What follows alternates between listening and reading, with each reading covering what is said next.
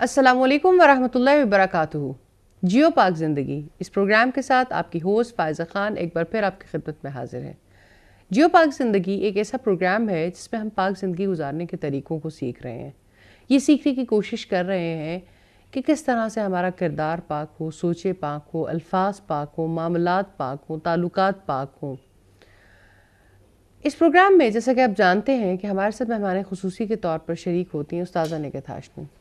جزاک اللہ استاذہ ایک بار پھر آپ کی تشریف لانے کا اور ہماری مختلف موضوعات کے حوالے سے رہنمائی فرمانے کا۔ اللہ تعالیٰ ہم سے قبول کر لیں۔ جیسا کہ آپ جانتے ہیں کہ اس پروگرام کا فارمیٹ یہ ہے کہ اس میں کچھ مہمان بھی ہمارے ساتھ شریک ہوتے ہیں۔ آج بھی ایسے ہی کچھ لوگ ہمارے ساتھ ہیں اور ہم اللہ رب العزت سے امید کرتے ہیں کہ ان کے سوالوں کی روشنی میں ہم زیادہ بہتر انداز سے جس موضوع پر آج ہم بات کرنے بیٹھے اس کا حل نکال سکیں گے۔ پہلے میں اپنے مہمانوں کا تعارف کرواؤں گی اور پھر موضوع کا۔ میرے دائیں جانب ہیں فرحین ندیم اور عقیلہ نجم، اور میرے بائیں جانب ہے رابعہ عمر اور مریم۔ آج ہم جس موضوع پر بات کریں گے وہ ہے برائی کا حکم دینے سے نیکی کا حکم دینے تک۔ کس طرح سے انسان برائی کا حکم دیتا ہے، سم ٹائم اسے پتہ نہیں چل رہا ہوتا، لیکن وہ برائی کو پھیلانے والوں میں شامل ہو جاتا ہے، اور سم ٹائم اسے پتہ بھی چل رہا ہوتا ہے لیکن ضمیر بالکل بے آواز ہو جاتا ہے اور اس کے توسط سے صرف برائیاں پھیل رہی ہوتی ہیں۔ اور نیکی کا حکم دینے کے بارے میں اسلام کا کیا موقف ہے، اور اسلام انفرادی طور پر اور اجتماعی طور پر ہم پہ کیا ذمہ داری عائد کرتا ہے، انہی باتوں کو سمجھنے کی آج کوشش کریں گے۔ استاذ پہلا سوال میرا آپ سے یہ ہے، یقیناً برائی پاک زندگی گزارنے کی رکاوٹ تو ہے، لیکن برائی کا حکم انسان کیسے دیتا ہے؟ فائزہ، جہاں تک برائی کا حکم دینے کا تعلق ہے، اس کو تھوڑا سا ڈیٹیل سے سمجھنے کی ضرورت ہے۔ اللہ پاک نے انسان کو ایسے بنایا ہے کہ اس کے اندر فطری طور پر نیکی اور بدی الہام کر دی ہے، اور اسے عقل عطا کی۔ یہ دو انٹرنل سپورٹرز ہیں۔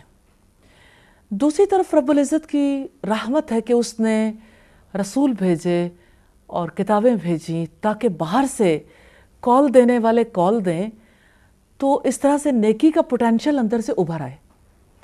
اور ہمارے کسی مشہور مفسر نے لکھا کہ خیر بالقوہ کو خیر بالفعل میں لانے کا نام تعلیم ہے، کہ نیکی کا جو پوٹینشل انسان کے اندر موجود ہے، جب باہر سے کال دی جاتی ہے تو نیکی ابھرتی ہے۔ Same is the case with evil. جب کبھی برائی کے لیے کال دی جاتی ہے تو برائی کا پوٹینشل انسان کے اندر موجود ہے۔ برائی کے لیے کال دینے والے شیاطین اور شیاطین کے ایجنٹ جب کبھی برائی کے لیے کال دیتے تو انسان کے اندر سے برائی ابھر آتی ہے۔ اللہ پاک کی رحمت ہے کہ اس نے انبیاء کو بھیجا اور اس امت کو اس ذمہ داری پہ متعین کیا کہ وہ باہر سے کال دیتے رہیں، نیکی کی کال دینا نہ چھوڑیں، کیونکہ انسان کے اندر سے خیر نیکی کسی بھی وقت ابھر سکتی ہے۔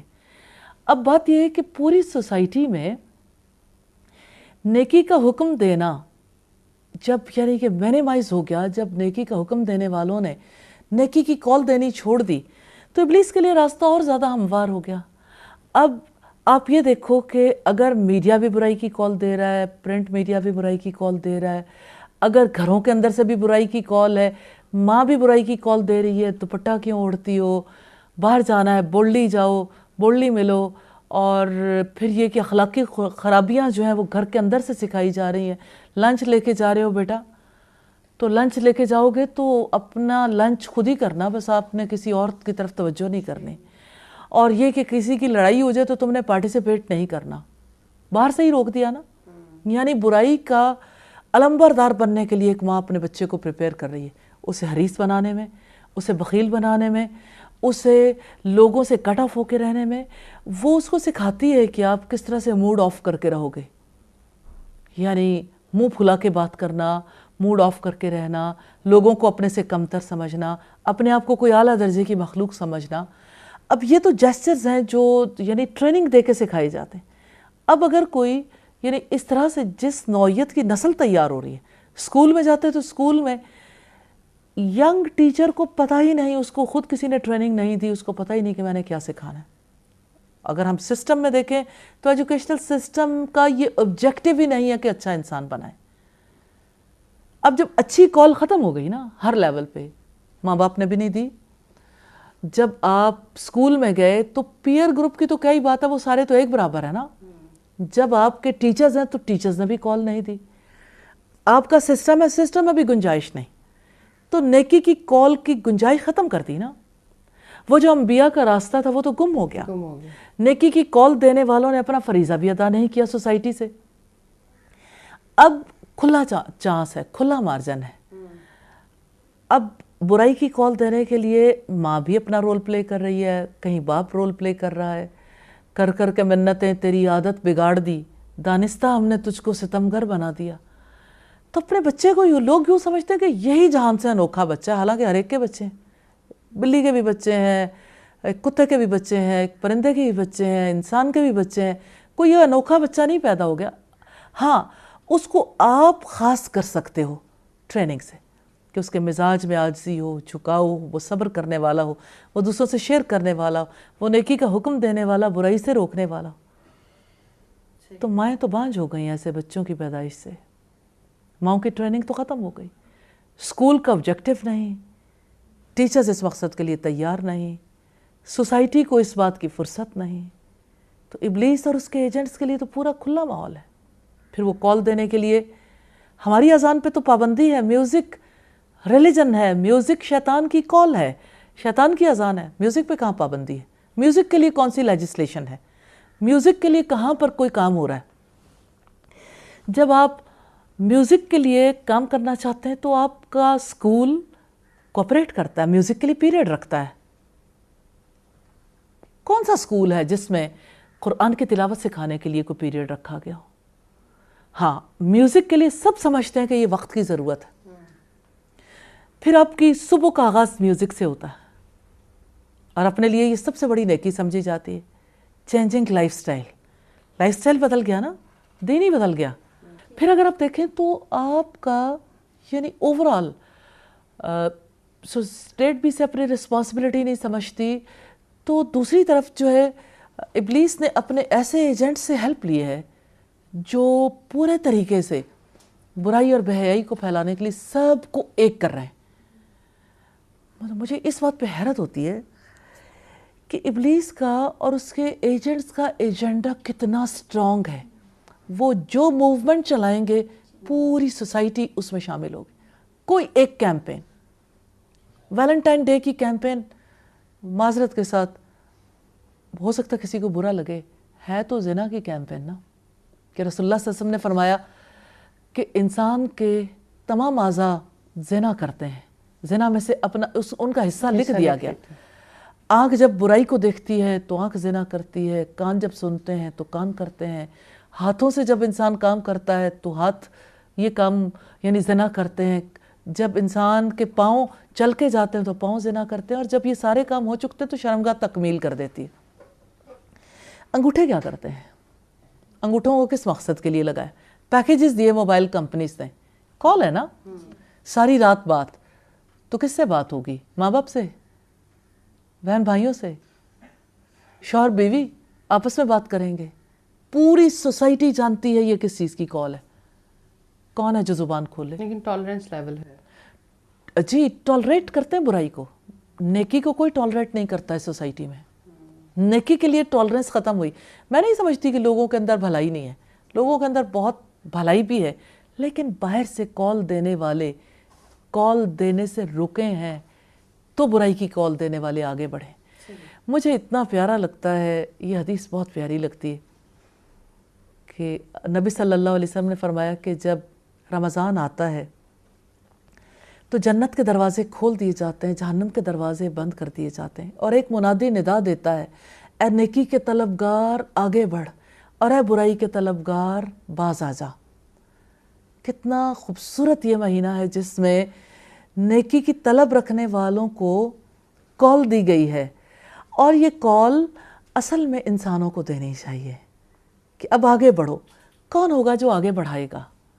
آگے بڑھانے کی بجائے خود آگے بڑھ جاتے ہیں پوری سوسائٹی سے رشتہ کاٹ کے. بھلا صرف سپیچز کر کے ہم لوگوں کو صحیح راستے پہ لا سکتے ہیں؟ استاذ ایک مختصر سا وقفہ لیں گے. یہ سوچتے رہیے کہ اس بریک کے دوران کہ ایسا کیا ہوا کہ برائی کی کال دینے والے تو بہت آگے بڑھ گئے لیکن نیکی کی کال دینے والے اس طرح کی کال نہیں دے سکے کہ جس سے اندر سے ایک حرکت پیدا ہوتی اور لوگ نیکی کے کاموں کے لیے آگے بڑھتے. چھوٹے سے وقفے کے بعد دوبارہ حاضر ہوتے ہیں.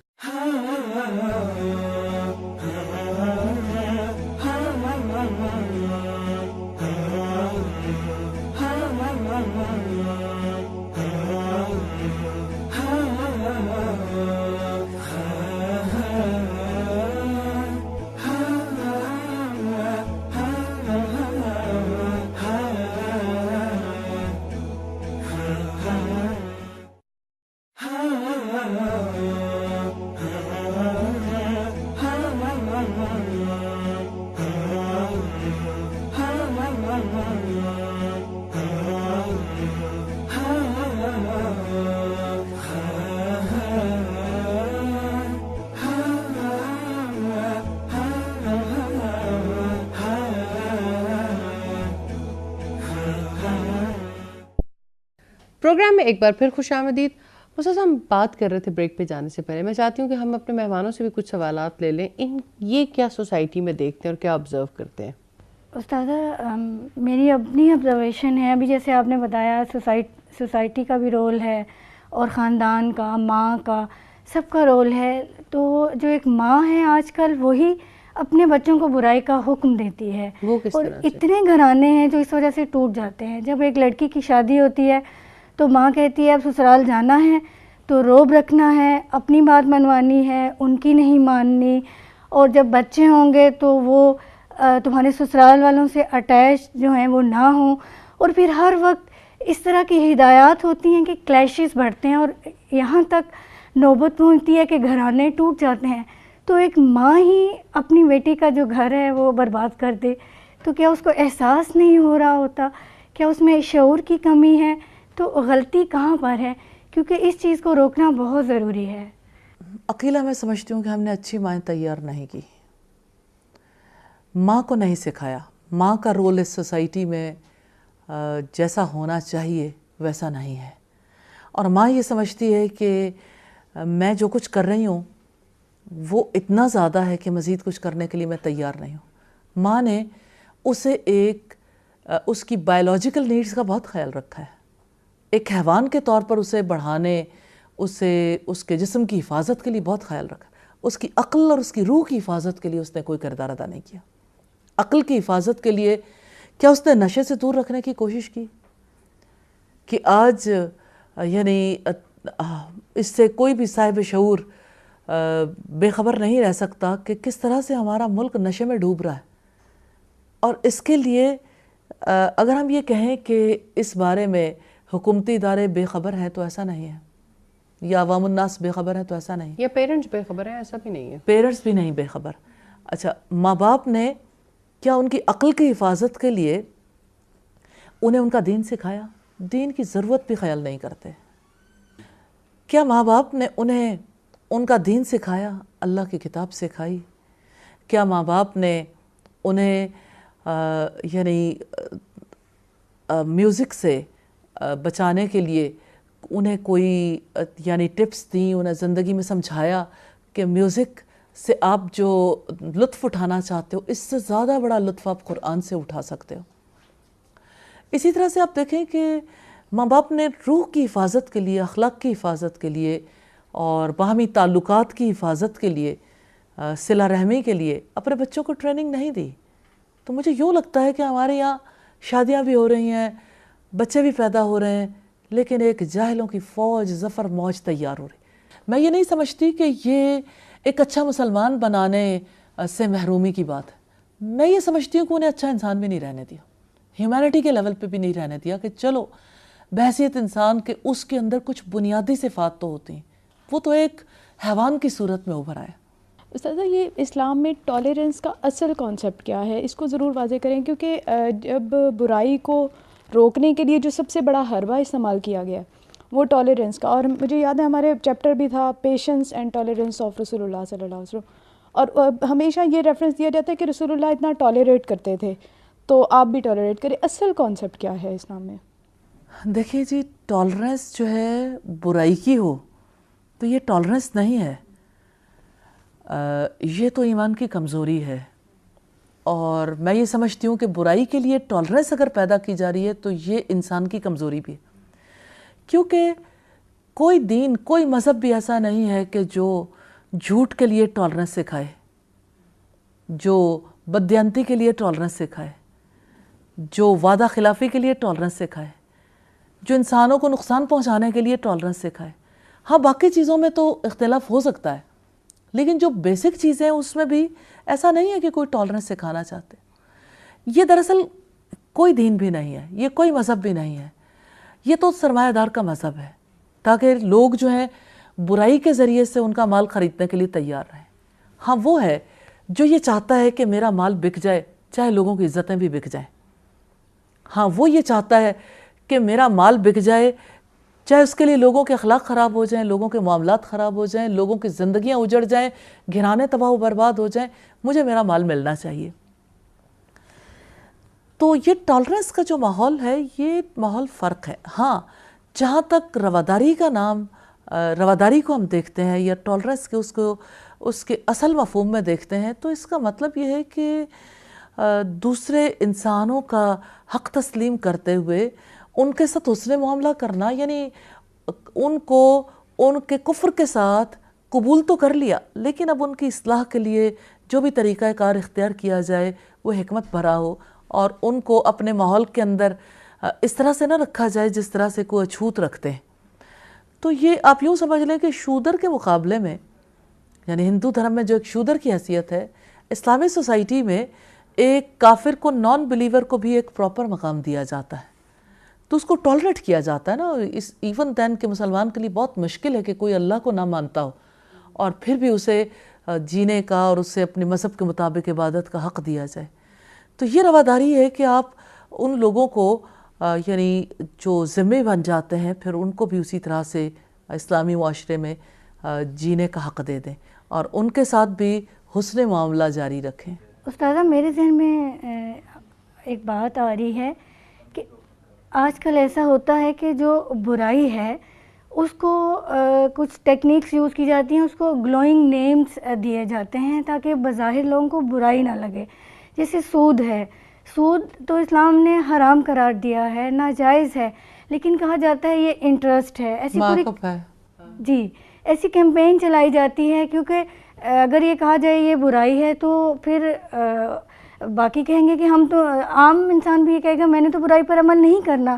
تو در حقیقت برائی کا حکم دیا جا رہا ہوتا ہے لیکن اس طرح سے اس کا لیکن میں سمجھتی ہوں اب گلوئنگ نیم سے ڈائریکٹ سود کے اوپر ہی آ گئے. اب وہ کہتے ہیں سود کو ٹالریٹ کریں, سود کے لیے گنجائش نکالیں. اب وہ دور گیا جب کبھی انٹرسٹ اور مارک اپ کے نام سے لوگوں کو دھوکہ دیا جا رہا تھا. اب ہم آگے آ گئے اور یہ ابلیس کا ہتھ کنڈا ہے اور ابلیس کے ایجنٹس کا کہ وہ ابتدا میں مختلف نام دیتے ہیں, گلوئنگ نیمز دیتے ہیں, ابتدا میں تیار کرتے ہیں نا کہ لوگ برائی بیئر کرنے کے لیے تیار ہو جائیں.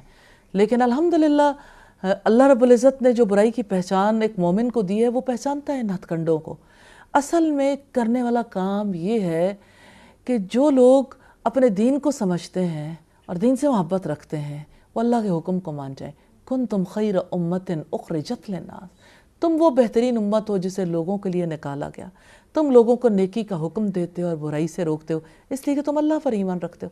تو اللہ پر ایمان لانے کا لازمی تقاضا یہ ہے کہ نیکی کا حکم دیا جائے اور برائی سے روکا جائے.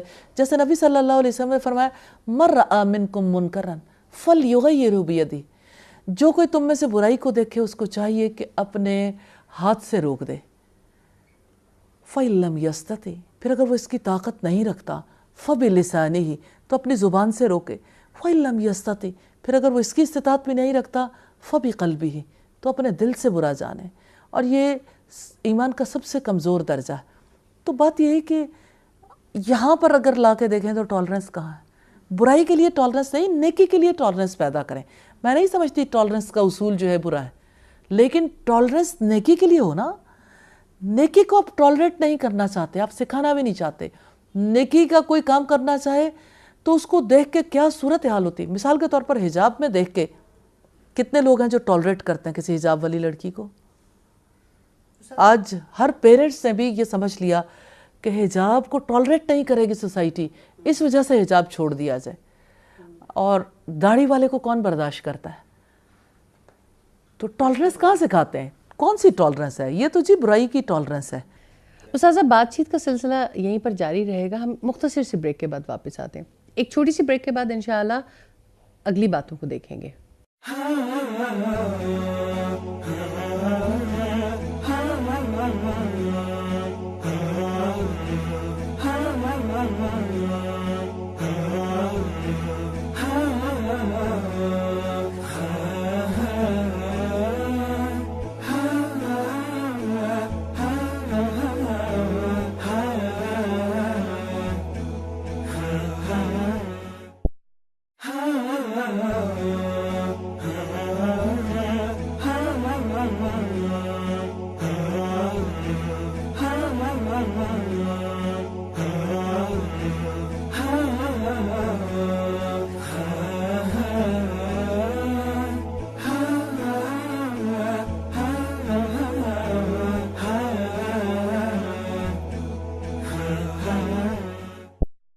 پروگرام میں ایک بار پھر خوش آمدید.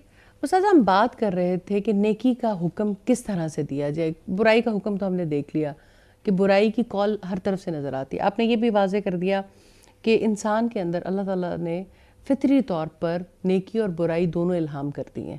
یہ تو باہر کی کال کی بات ہے کہ کس قسم کی کال باہر سے دی جاتی ہے. اگر نیکی کی کال دی جائے گی تو انسان نیکی کی طرف راغب ہوں گے, کیونکہ برائی کی کال اتنی زیادہ دی جانے لگ گئی میڈیا کے تھرو, سوشل میڈیا کے تھرو, ہم اپنے آڈیو ویژول ایفیکٹس کے تھرو, پھر ہماری مجالس ایسی ہیں, پھر ہمارا ماحول ایسا ہے. اس بات سے تم سارے ایگری کرتے ہیں, اور وہ پھر بہت زیادہ اٹریکٹیو بھی ہیں, اس میں بھی کوئی شک نہیں ہے کہ ان کے پاس ایسے ٹولز ہیں, ایسی ٹیکنیکس ہیں, ایسے ورڈنگز ہیں, ایسی مجالس ہیں کہ جہاں پر انسان جتنا ہی دیندار کیوں نہ ہو اس کا بھی دل کھنچنا شروع ہو جاتا ہے کہ شاید یہ زیادہ بہتر, کیونکہ وہ برائی کو اچھے انداز سے پیش کرتے ہیں.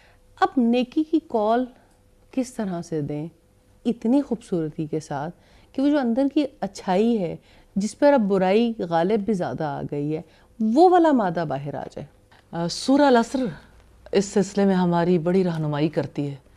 رب العزت نے فرمایا وَالْعَصْرِ إِنَّ الْإِنسَانَ لَفِي خُسْرٍ إِلَّا الَّذِينَ آمَنُوا وَعَمِلُوا الصَّالِحَاتِ وَتَوَاصَوْا بِالْحَقِّ وَتَوَاصَوْا بِالصَّبْرِ. زمانے کی قسم یقیناً انسان خسارے میں ہے سوائے ان لوگوں کے جو ایمان لائے, جنہوں نے نیک عمل کیے اور آپس میں ایک دوسرے کو حق اور صبر کی تلقین کرتے رہے. فائزہ, 3 چیزیں ہیں, 3 بنیادی اصول ہیں دین کے جو ہمیں اس صورت سے ملتے ہیں, جن میں سے پہلا اصول ایمان ہے. کیونکہ ایمان کے بغیر کوئی نیک عمل قبول نہیں ہوتا. دوسرا کام عمل صالح ہے, لیکن عمل صالح کبھی وجود میں نہیں آتا جب تک کہ اس کی پشت پر علم نہ ہو. نبی صلی اللہ علیہ وسلم نے فرمایا علم عمل کا امام ہے. تو جو شخص علم نہیں رکھتا اس کو پتہ ہی نہیں کہ میں نے عمل کیسے کرنا. عمل صالح کا علم ہونا کتنا زیادہ ضروری. تو اس لحاظ سے ان 2 اصولوں کی پشت پر اگر ہم جا کے دیکھیں تو آپ کا علم, اور علم سے مراد فزکس, کیمسٹری, بائیو, آپ کا میڈیکل ایجوکیشن یا انجینئرنگ یا بزنس ایجوکیشن نہیں ہے. علم سے مراد آپ کی زندگی گزارنے کے طریقوں کا علم ہے جو اللہ تعالیٰ کی کتاب سے, محمد رسول اللہ صلی اللہ علیہ وسلم کی سنت سے ملتے ہیں. آج جس چیز کی سب سے زیادہ ضرورت ہے وہ کتاب و سنت کا علم ہے, قرآن اور سنت کا علم. اور پھر ہم آگے جو 2 چیزیں دیکھتے ہیں وہ دونوں چیزیں تواصو بالحق اور تواصو بالصبر. حق کی کسی بھی موڑ پر ہر کسی کو ضرورت ہوتی ہے کہ اگر وہ حق پر چل رہا ہے, استقامت کے لیے لوگوں کی طرف سے اس کو پش دینے کی ضرورت ہوتی ہے. تو جب حق کی تلقین کی جاتی ہے تو حق پر چلنا لوگوں کے لیے آسان ہو جاتا ہے, اور جب صبر کی تلقین کی جاتی ہے تو استقامت اور ثابت قدمی جو ہے وہ آسان ہو جاتی. یہ دونوں کام جو تواصع سے تعلق رکھتے ہیں، تواصع بالحق اور تواصع بالصبر، یہ دین کی دعوت ہے۔ کوئی دعوت ایسی ہے جو انٹرنلی ایک انسان کو قائم رہنے کے لیے دی جاتی ہے کہ وہ حق پر قائم رہے، یعنی دین کے معاملات پر جمع رہے۔ کوئی دعوت ایسی ہوتی ہے جو کسی کے اندر سے نیکی کو ابھارنے کے لیے ہوتی ہے، یہ انیشیل لیول کی ہوتی ہے۔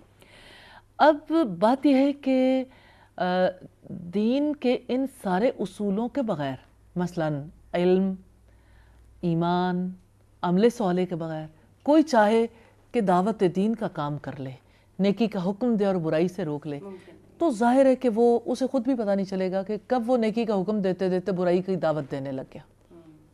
اور میں نے اکثر لوگوں کو دیکھا ہے کہ جو دین کی دعوت کے نام پر کس طرح اپنے خاندان کے رسوم و رواج کی دعوت دے رہے ہوتے ہیں۔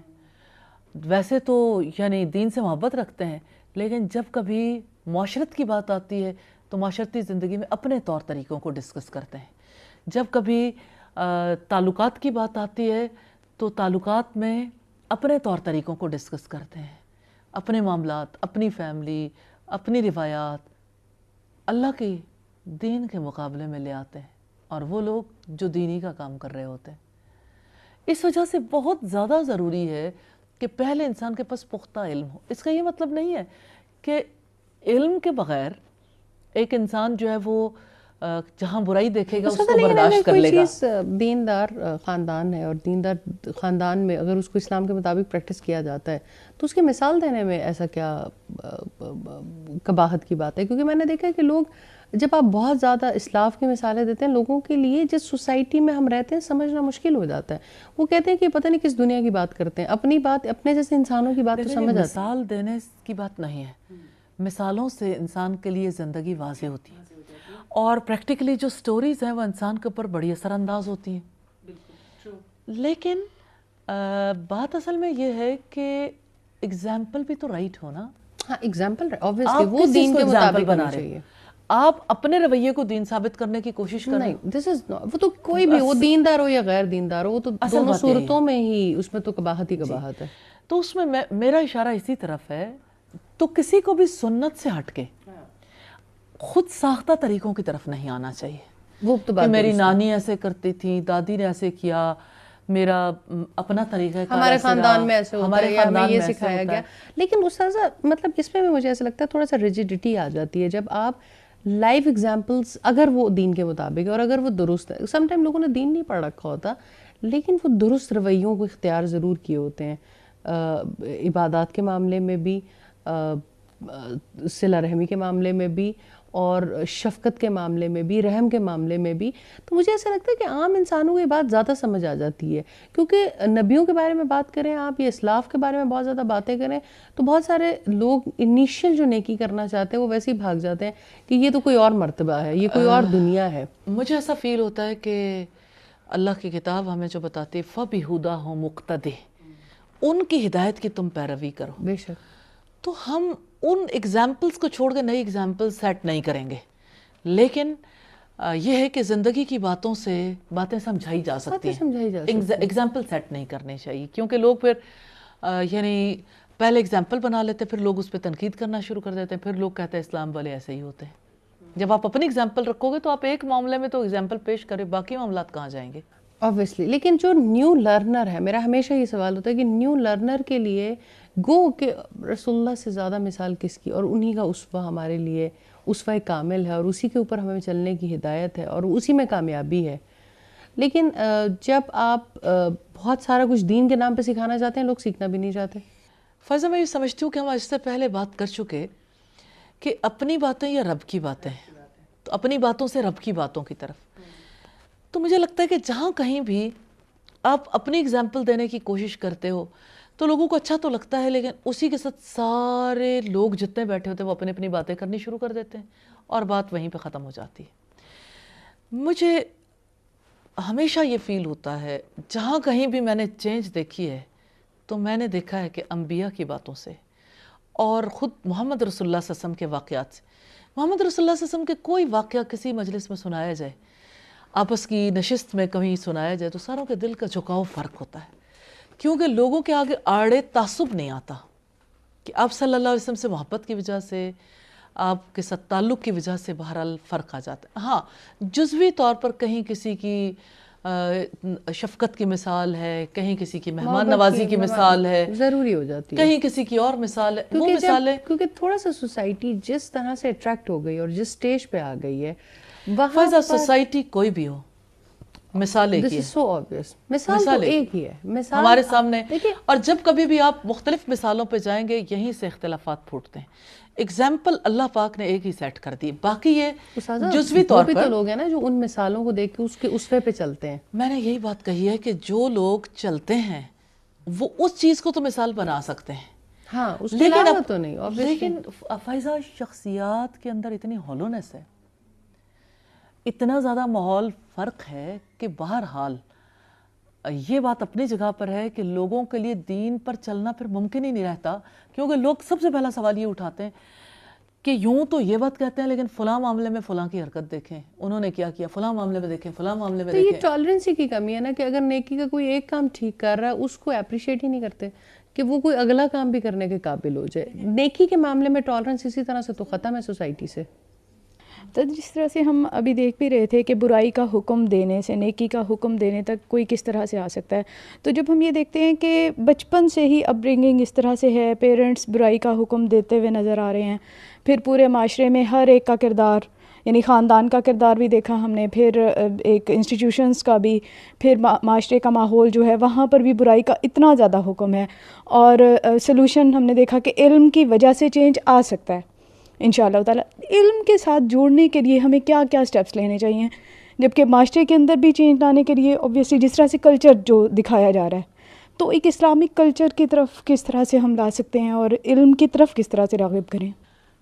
بات یہ ہے کہ جب آپ کو میوزک سے محبت دلائی گئی, جب آپ کو بے حیائی سے محبت دلائی گئی, مراد یہ کہ پوری سوسائٹی میں, تو اس کے لیے کتابیں تھوڑی پڑھوائی گئیں, اس کے لیے اس چیز کو اتنا خوبصورت بنا کے پیش کیا گیا کہ لوگوں کے لیے جو سامنے لوگ کرتے ہیں جس کی وجہ سے لوگ اٹریکٹ ہوتے ہیں, اور اس میں یعنی لوگوں کو موقع دیا جائے, چانس دیا جائے, ہر ایک کو لگے کہ دین میرا ہے, کتاب میری ہے, کتاب کے ساتھ میرا تعلق, اور میرے سے بھی نیکیاں صادر ہو سکتی ہیں. ہاں نیکی ایسی چیز ہے جس میں تعاون کرنا چاہیے.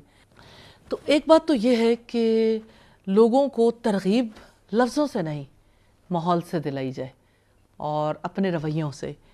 باقی یہ کہ سٹوریز, مثالیں, چیزیں, بہت ساری چیزیں ایسی ہوتی ہیں. مجھے ایسا لگتا ہے کہ معاشرے کے اندر ایسی ایکٹیویٹیز کی بہت زیادہ کمی ہے.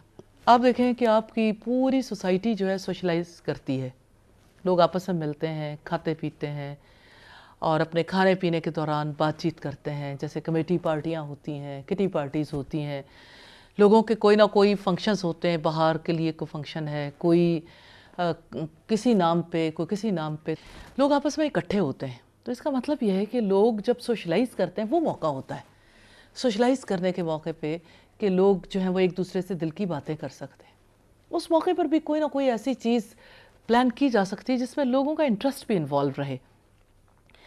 اسی طرح سے اگر آپ دیکھیں تو یعنی مجھے تو ایسا لگتا ہے فائزہ کہ جیسے کسی بھی کٹی پارٹی کے موقع پہ ایک چھوٹا سا ٹیبلو, ایک چھوٹی سی ڈیمانسٹریشن, ایک چھوٹی سی ویڈیو ماحول بدل دیتی ہے.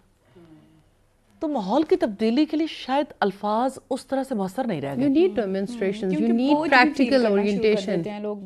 اور آپ یہ دیکھیں کہ آپ نے ایک گھنٹہ بیٹھ کے سمجھایا نا, اس کے مقابلے میں آپ 1 منٹ کی ویڈیو دکھا دو, اب وہ کوئی بھی ویڈیو, اس سے بڑا فرق پڑ جاتا ہے. یہ میں کہتی ہوں کہ سم ٹائم آپ کو پریکٹیکلی سامنے کی کچھ مثالیں چاہیے اصل میں ہوتی نا ہیں. ایک ہوتا ہے لائف کی ایگزامپل کہ آپ کسی سٹوری کی فارم میں لے کے آئیں.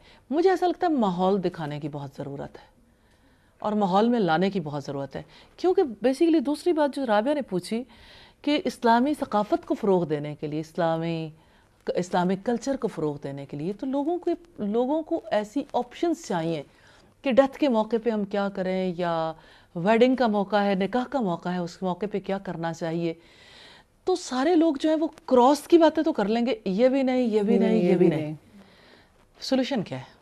آخر کوئی کیا کر سکتا ہے؟ سولوشن تو آپ کو رکھ کے بیٹھنا ہوگا نا، صرف باتیں کرنے سے کیا اس ہوگا؟ پر ڈیمانسٹریشن دینا، ڈیمانسٹریشن دینی ہوگی آپ کو، ڈیمانسٹریشن دینا ضروری ہے سوسائٹی کے اور آپ کو اندر رہ دیکھنا کے، ہوگا کہ کون لوگ ہیں جو اس کو ڈیمانسٹریٹ کر رہے ہیں، تو پھر وہ مثال تو خود آ جائے گی. اور اس میں یہ ہے کہ سوسائٹی کے اندر ان رہنا بہت ضروری ہے. سارے ایسے افراد نے کہ جو دین سے محبت رکھتے ہیں، انہوں نے یہ کوشش کی کہ ہم ایسی تمام خرافات سے دور ہو جائیں.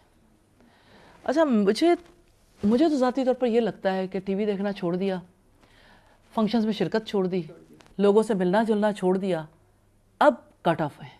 اب سوسائٹی ایک رو میں ہے اور دیندار طبقہ دوسری رو میں. اپنے آپ کو تو بچا لیا، لیکن لوگوں کو بچانے کے لیے اب حیران ہے کہ اب کیا کریں. تو اب جو کرنے والا کام ہے، لوگوں سے محبت کریں، لوگوں کے بیچ میں مل جل کے رہیں، لوگوں کو مسائل کو اپنے مسائل سمجھیں اور ان کے ساتھ ملتے جلتے اسی طرح سے زندگی بسر کرتے ہوئے.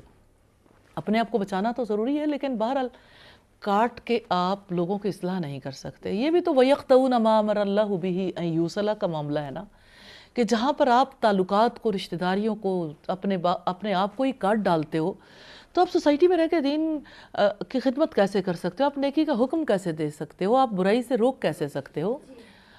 جزاک اللہ استاذہ، بہت ہی اہم موضوع ہے جس پر ہم بات کر رہے تھے. میں اپنے تمام مہمانوں کا بھی یہاں شکریہ ادا کرنا چاہتی ہوں. یقیناً معاملات اور حالات کتنے گھمبیر کیوں نہ ہو جائیں، لیکن امید کی کرن باقی رہتی ہے، اور اتنا مشکل نہیں ہے برائیوں کو چھوڑنا اور نیکی کا راستہ اختیار کرنا. اصل بات آپ کی نیت کی ہے، اور نیت کرنے میں علم کا بہت بڑا دخل ہے. ہم جہاں پر بھی آ کے کھڑے ہوتے ہیں، ہمیں یہ پتہ چلتا ہے کہ اللہ رب العزت کی معرفت، اللہ تعالیٰ کی کتاب کا علم اور رسول اللہ سے محبت، یہی وہ ہتھیار ہیں جو پاک زندگی گزارنے میں سب سے زیادہ معاون اور مددگار ثابت ہوتے ہیں. انشاءاللہ اگلے پروگرام میں اگلے کسی موضوع کے ساتھ آئیں گے. تب تک کے لیے اجازت دیجیے. السلام علیکم ورحمۃ اللہ وبرکاتہ.